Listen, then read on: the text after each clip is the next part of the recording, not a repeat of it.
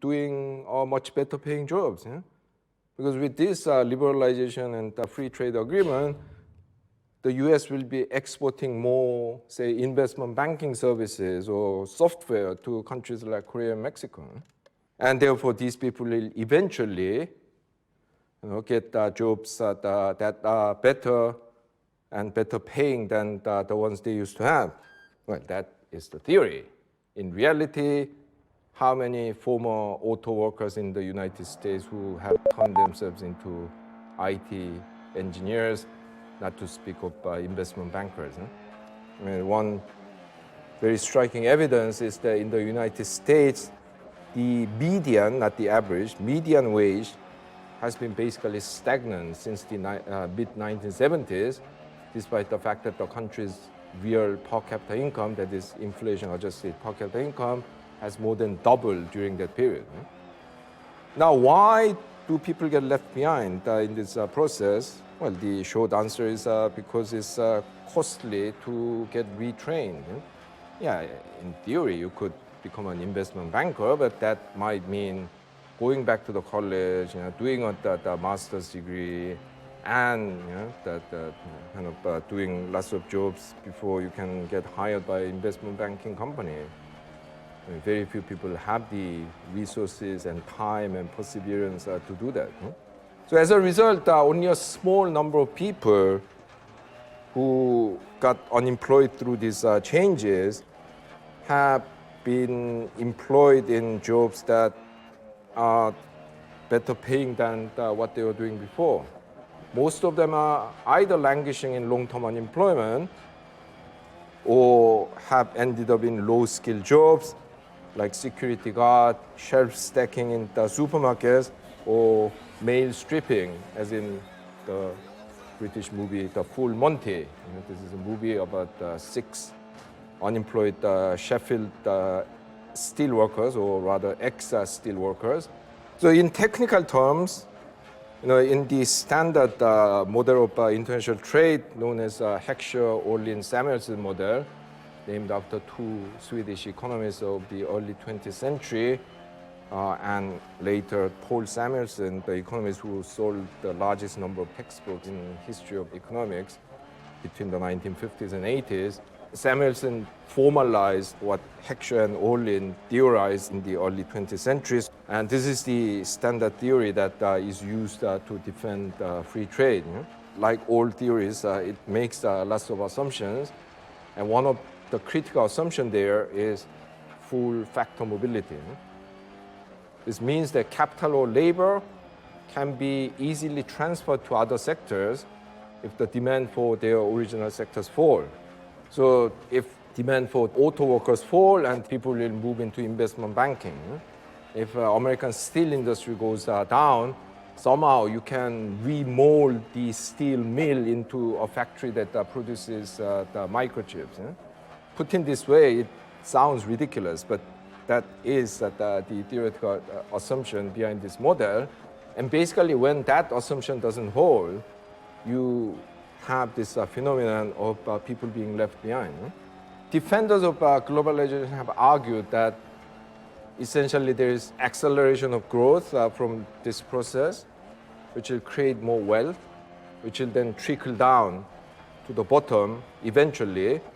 So it's a matter of the adjustment. It will happen in the end. Now, despite the bad press that it often gets, trickle-down is not necessarily a stupid theory. What it is saying is that you have to look at the second or even third round effects of something. So the simple fact that, trade liberalization has made some American workers that lose their jobs doesn't necessarily mean that they are going to be worse off in the end, because that process could have, I'm not saying that it necessarily has, but could have created more wealth, which will then create more demand for other things, which will then create more jobs and more income and so on. Now, of course, in reality, that trickle-down has not happened. Many governments do lots of things to basically, reduce the number of the losers from the process of globalization, and B, compensate the losers through public means. The one thing that has been permanently going on is protection of agriculture in some of the rich countries. In countries like Japan, Norway, Switzerland, they have this agricultural sector which is, by international standard, very unproductive.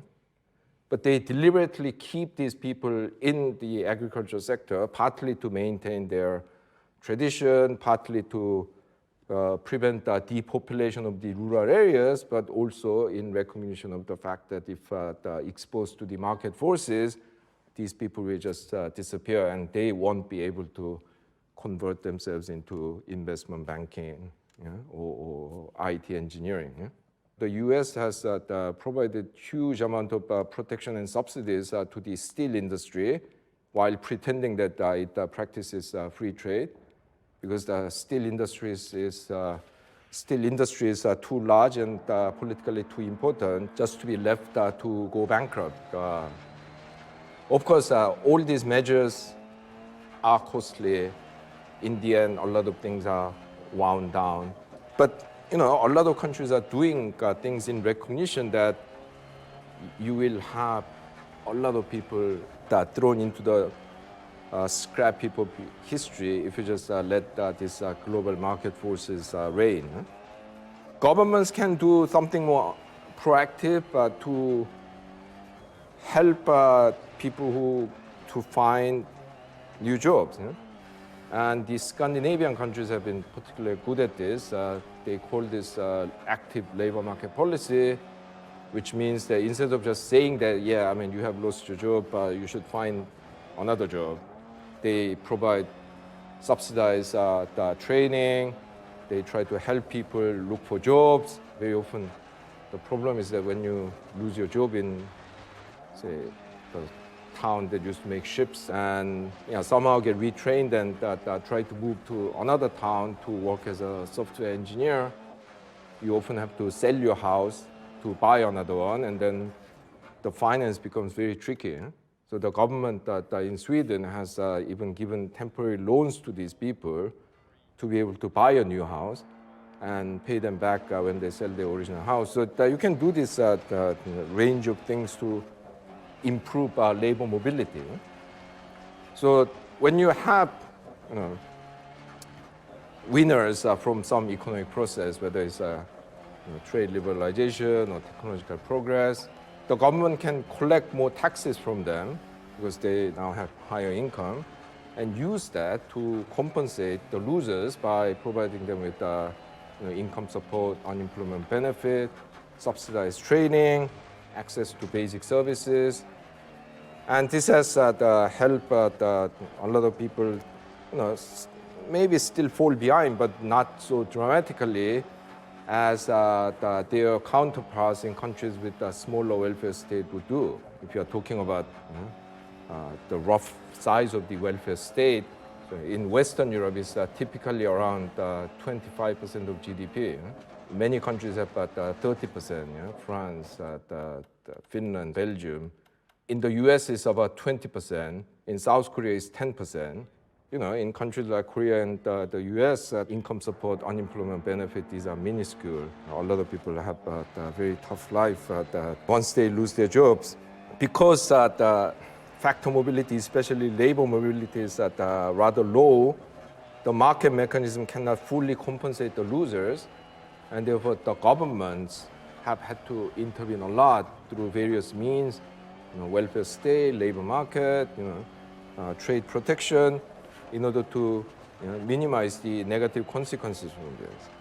Given this the problem of insufficient compensation, you would ask whether, as a neoclassical economist who believe in Pareto criterion, you should endorse all this process. A lot of neoclassical economists have advocated globalization, fully knowing that it will create a lot of losers, on the ground that the aggregate gains of the winners is going to be bigger than the aggregate losses of the losers. Therefore, in theory, you can compensate all the losers, and the winners will still have left something behind. This is known as the compensation principle in the neoclassical welfare economics. But if you believed in that, you have to make sure that this compensation is made. Yeah?